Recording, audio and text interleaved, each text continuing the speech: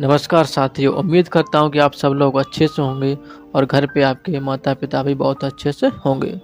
दोस्तों, आज की इस वीडियो में आपको एक बहन की बीती भी बताऊँगा। लेकिन वीडियो शुरू करने से पहले मैं आपको एक बात और बताना चाहूँगा कि कुछ दिन पहले हमने एक वीडियो बनाई थी, तो उसमें मैंने हरि परमात्मा के बारे में बताया था। तो वहाँ पर मुझे एक कमेंट देखने को मिला, जहाँ पर एक रोहितास यादव जी के नाम से एक भैया जी हैं, जो हरि परमात्मा के बारे में इस तरीके से टिप्पणी करेंगे, हमने सोचा भी नहीं था कि ये ऐसा सोचते हैं हरि परमात्मा के बारे में। इन्होंने लिखा है, देखो आप खुद पढ़ लीजिए ये क्या लिखा है इन्होंने। तू ही इसी के चरण पकड़ ले, यानी ये मुझसे बोल रहे हैं कि तू ही इस नारायण साकार हरि के पैर पकड़ ले, तेरा ही ये उद्धार कर देगा। यानी ठीक है, मुझसे आप जैसे बोलो बोल लो, लेकिन आप नारायण साकार हरि जी के बारे में आपको ऐसा नहीं बोलना चाहिए।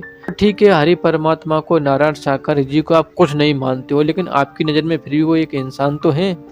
आपसे कितने बड़े हैं, उम्र में कितने बड़े हैं, थोड़ा तो अपनी इस भाषा का लिहाज तो रख लेते कि आप किसी को, सामने वाले को कैसे बोल रहे हैं। क्या आप अपने घर वालों से, माता-पिता से, अपने बड़ों से, बुजुर्गों से ऐसे ही बात करते होगे? नहीं ना? तो पहले सोचो।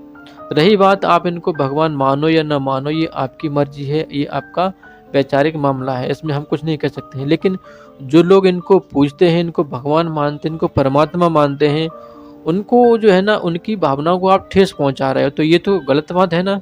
इसी के रिगार्डिंग हम आपको एक ऐसी अद्वितीय बताएँगे, जो एक बहन भी थीं, ऐसे ही, जो हरि परमात्मा को नहीं मानती थीं, लेकिन उनके जीवन में जब ऐसा चमत्कार हुआ, तो वह आज भी हरि परमात्मा को दिन-रात हरि परमात्मा की भक्ति में लीन रहती हैं। जब कभी भी सत्संग होता है या सत्य का साथ होता है, तो वहाँ पर हरि परमात्मा की जो भक्त लोग आए होते हैं, उनकी सेवा में तत्पर रहती हैं। तो आपको भी यकीन हो जाएगा कि जो लोग हरि परमात्मा को बुरा-भला बोलते थे, वो भी आज हरि परमात्मा के कैसे भक्त बन जाते। दरअसल ये जो अद्वितीय मैं आपको बताने जा रहा हूँ, ये कहानी मैंने जब इटावा शहर में तो वहाँ पर हरि परमात्मा का सत्य का साथ हो रहा था। तो मैं वहाँ पहुँचा, तो एक बहन जी के मुख से मैंने उनकी पूरी अभिव्यक्ति सुनी। तो उस अभिव्यक्ति को मैं आपको ज़रूर बताऊँगा। आप इस कहानी को ध्यानपूर्वक सुनें। इस कहानी को सच मानो या न मानो, आपकी मर्ज़ी है, लेकिन हाँ, जिसके ऊपर बीतती है वो तो बताता ही बता। इनका नाम है निर्मला देवी जी, जो आज से लगभग 7 साल पहले हरि परमात्मा को नहीं मानती थी, एक साधारण सा व्यक्ति मानती थी। फिर उनके जीवन में एक ऐसा चमत्कार हुआ, एक ऐसी घटना घटित हुई, तो वे मान गई कि हाँ, ये सच में नारायण साकार हरि जी हैं। इस ब्रह्मांड के कुल मालिक यही हैं और कोई नहीं है। तो निर्मला देवी जी बताती हैं कि बचपन से ही भोले बाबा की पूजा करती चली आ रही हैं। जब वह छोटी सी थी, तभी से वह रोजाना सुबह नहा धो करके और भोले बाबा पर, सूर्य भगवान को जल चढ़ा देती थी, तभी जाकर के खाना खाती थी। ये उनका डेली का नियम था। चाहे सर्दी हो, चाहे गर्मी हो, चाहे बरसात हो, कैसा भी मौसम हो, कुछ भी हो, या कहीं रिश्तेदारी में कहीं भी जाएं, लेकिन रोजाना सुबह नहा करके और शंकर भगवान पे जल चढ़ा करके तभी खाना खाती थी। ये उनका नित्य नियम था। जब धीरे धीरे वह बड़ी हुई और बड़ी होने के साथ उनकी जब शादी हो गई, शादी होने के साथ भी लगभग 8-9 साल बीत जाते हैं और उनके 2 बच्चे हैं और दोनों बेटे हैं। एक बड़ा बेटा है और एक छोटा बेटा है। पति जो है ना, शहर में ड्यूटी करते हैं एक सिक्योरिटी की, तो वह भी अच्छा खासा खैर पैदा करते हैं और छोटा सा परिवार है 4 लोगों का, कुछ ज़्यादा बड़ा परिवार नहीं है, और अच्छी से जीवन निर्वाह करते हैं। और अपने बच्चों को भी उन्होंने यही शिक्षा दी है कि वह रोज़ाना सुबह नहा करके और सूर्य भगवान को, भोले बाबा को जल चढ़ा करके तभी बच्चे भी खाना खाते हैं और तब स्कूल जाते हैं। तो ऐसी शिक्षा उन्होंने बच्चों को भी दी है। धीरे धीरे समय और बीता, और जब उनका अब बड़ा बेटा था, लगभग 18 साल का हो गया, तो वह फिर नौकरी की तलाश में दिल्ली चला जाता है। जब दिल्ली पहुंचा तो वहाँ पर उसकी नौकरी तो लग गई, नौकरी लग गई और काम भी करने लग जाता है। काम करते करते जब और लगभग उसको 1 डेढ़ महीना हो गया, तो 1.5 महीने बाद वह जो है ना, पहले तो रोज़ाना बात करता था घर पे अपने माता-पिता से रोज़ाना, तो 1.5 महीने बाद अचानक से एक दिन के पास उनके बेटे की कॉल नहीं आई। चलो उनको लगा कोई बात नहीं, आज नहीं किया तो सुबह कल कर लेगा। ऐसे धीरे-धीरे 2 से 3 दिन बीत गए और फिर निर्मला देवी जी ने भी अपनी तरफ से कॉल लगाई, चलो हम ही कॉल करके देख लेते हैं क्या रीज़न है, आखिर बेटा ने कॉल क्यों नहीं किया, नंबर स्विच ऑफ क्यों जा रहा है। तो वही भी बार-बार करती हैं और परेशान हो जाती हैं कि आखिर रीज़न क्या है। 3-4 दिन हो गए नंबर स्विच ऑफ जाता है। तो धीरे-धीरे 4 से 8 दिन हो गए, फिर भी नंबर स्विच ऑफ जा रहा है। फिर उन्होंने जो है ना, गाँव के कुछ और लड़के थे, उनसे संपर्क करवाया कि आपको क्या कहीं मेरा बेटा मिला दिल्ली में हो तो मेरी बात कराना। तो उन्होंने कहा ठीक है माताजी, हम ज़रूर करवाएँगे। धीरे-धीरे कुछ दिन और बीत गए, ऐसे करके 15 दिन बीत गए। फिर उन्होंने अपने रिश्तेदारों से भी पूछा और आस-पड़ोस के मोहल्ले वालों जितने भी लोग दिल्ली या बाहर रहते हैं सबसे पूछवाया, लेकिन कहीं से कुछ सुराग नहीं मिल पाया। फिर उन्होंने जो है ना पुलिस में कंप्लेन भी कर दी। तो धीरे-धीरे कब 1.5 से 2 महीने बीत जाते हैं, कुछ पता नहीं चला और वह माता-पिता यानी निर्मला देवी जो उनके हस्बैंड और उनका छोटा बेटा बहुत रोते बिलखते हैं कि आखिर बात क्या है? नंबर बंद जा रहा है, नंबर लग नहीं रहा है, उधर से भी कॉल कोई नहीं आ रही है। अगर फ़ोन खो जाता तो 2, 4, 10 दिन बाद कॉल करता बेटा या अपने यार दोस्तों से कॉल करवा कर के घर पे बात करता। कुछ भी नहीं, कोई संदेश नहीं, कोई मैसेज नहीं, कुछ नहीं, समझ में नहीं आ रहा आखिर हुआ तो हुआ क्या?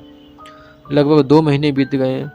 तो धीरे-धीरे इसी आस में कि बेटा आज नहीं तो कल करेगा, कल नहीं तो परसों कॉल करेगा और उनके हस्बैंड भी बहुत भटके, इधर से उधर गए, कभी इस शहर जाते तो कभी उस शहर जाते। दिल्ली में उन्होंने महीनों बीत गए, दिल्ली में ही रहे, सोचा कि आज नहीं तो कल मेरा बेटा मिल जाएगा और नहीं मिला और लगभग 2 सालें बीत जाने के बाद भी कुछ पता नहीं चला।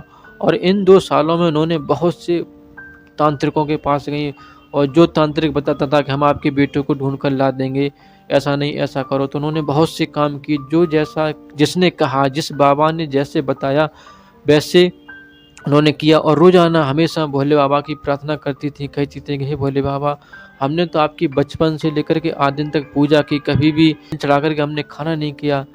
लेकिन आज आप हमारे इन कर्मों की सज़ा मुझे क्यों दे रहे हो? क्यों मुझे इतना कष्ट दे रहे हो?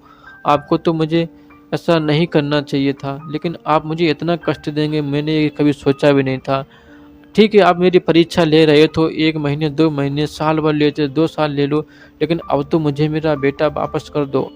बहुत रोती माता, इतना रोती कुछ कह नहीं सकते हैं और उनके हस्बैंड भी बेचारे बहुत तड़पते रहे कि काश मेरा बेटा वापस आ जाए, वापस आ जाए, लेकिन कोई सुराग नहीं चल पा रहा था। जब काफ़ी दिन बीत जाने के बाद लगभग 2.5 साल होने को आई, तो उन्हीं के गाँव से एक व्यक्ति हैं जो हरि परमात्मा के नारायण साकार सत्य के साथ जुड़े थे। सत्य के साथ में उन्होंने बहुत से लोगों की अपबीती सुनी और लोगों के बिगड़े काम बने, तो उनको लगा कि शायद इन बहन जी का बेटा भी वापस आ जाएगा। तो उन्होंने पूरी घटना बताई कि ऐसा करो, यदि आप सत्य के साथ से जुड़ती हैं, हरि परमात्मा की सेवा करती हैं, उनके वचनों का पालन करती हैं, तो शायद उम्मीद है कि आपका बेटा वापस आ जाएगा। लेकिन नियम से हरि परमात्मा की सेवा करो।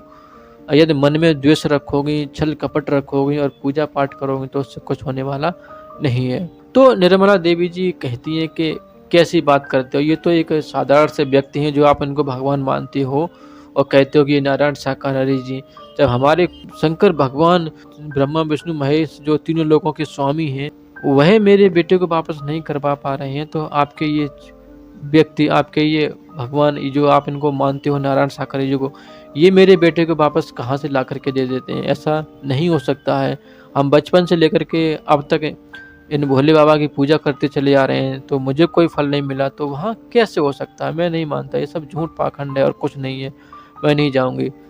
तो उन भाई साहब ने बहुत समझाया, एक बार आज़मा लो। जब आप एक बात बताओ, आपने बचपन से लेकर आज दिन तक ठीक है भोले बाबा की पूजा की है, उनको माना, सब कुछ माना और फिर भी आप ऐसे तांत्रिकों के पास गई जो ढोंग पाखंड करते हैं और कुछ नहीं करते हैं, ऐसे बाबाओं के पास जा गई हैं जो स्वयं अपना घर भरते हैं और लोगों को लूटते हैं, आप इनके पास गई हैं। एक बार आप हरि परमात्मा के धाम पर जा कर के तो देखो, वहाँ पर ना तो आपको कोई रुपया पैसा लगता है, कुछ नहीं लगता, सिर्फ जो है किराया भाड़ा लगेगा।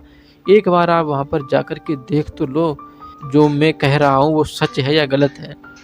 तो फिर उनके मन में थोड़ा ख्याल आया कि चलो एक बार देख भी लेते अगर ऐसी बात है, क्योंकि पैसा भी मैंने बहुत बर्बाद कर दिया इन 2-2.5 सालों में, फिर भी बेटा मेरा नहीं मिल रहा है, एक बार इनके यहाँ पर भी चल कर के देख लेते हैं।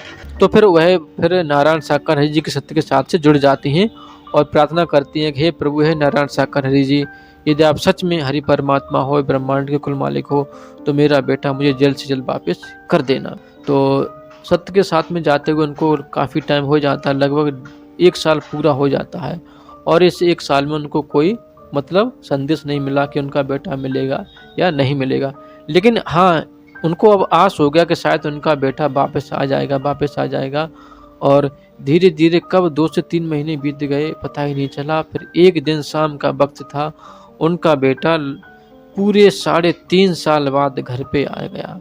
द्वार पर आकर खड़ा हो जाता है, माँ, तो माँ ने ज़ोर से एक थप्पड़ मारा और कहा, नालायक, मैं तेरे पैसे के लिए भूखी थी।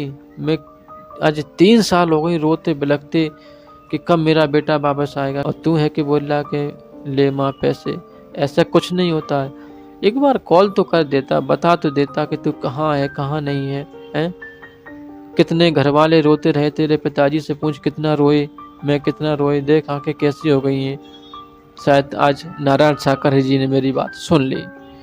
तो ऐसे करके उनका बेटा वापस आ गया था। तो उनके जीवन में ये बहुत बड़ा चमत्कार हुआ। ऐसे न जाने कितने लोगों की मनोकामनाएँ पूरी हो जाती हैं सत्य के साथ में जाने से।